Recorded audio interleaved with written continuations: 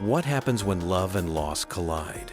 Sometimes the breaking of a vow creates not only pain but the rise of a legend. The palace of Hastinapura stood silent, shadowed by unspoken grief. 7 times, King Shantanu's joy had been stolen by the sacred river Ganga. 7 sons, each born with hope, each lost to the water's mysterious embrace. Night after night, Shantanu roamed the echoing halls. His heart pulled in to-be love for his enigmatic queen and the unbearable loss that haunted him. Even the adoration of his people, the glory of his reign, could not soothe the wound left by the river's silent theft. Yet the king's sorrow was silent, chained by the promise he had made to Ganga, a woman whose beauty was as deep as her secrets. For all his greatness, Shantanu was powerless in his own palace, captive to a vow made in the name of love. But destiny does not wait for silence. When their 8th child was born, a storm gathered in Shantanu's soul. He watched as Ganga once again cradled the newborn in her arms and made for the river. His heart pounded, his spirit trembled. Unable to bear it any longer, Shantanu rushed to the riverbank. In a voice cracked with grief, he cried out, "Stop! Why do you do this? Why must my sons be lost to the river?" Ganga turned to him, her gaze gentle, yet filled with the weight of ages. "You have broken your vow, O king, but you have saved this child." And then she revealed the truth.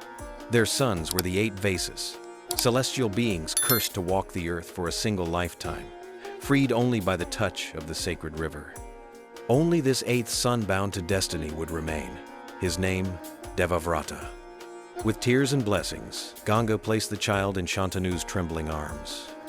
Then, like a wisp of mist, she vanished into the dawn, her promise fulfilled, and her part in the story complete. Shantanu cradled his son, the boy who would become Bhishma. Even as an infant, Devavrata's eyes shone with extraordinary wisdom. He was raised in the lap of greatness, learning from the finest sages and warriors in the land.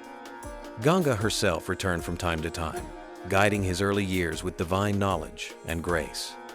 Devavrata grew into a youth of astonishing skill. He mastered the Vedas, bested seasoned warriors in combat, and absorbed the secrets of dharma, justice, and kingship.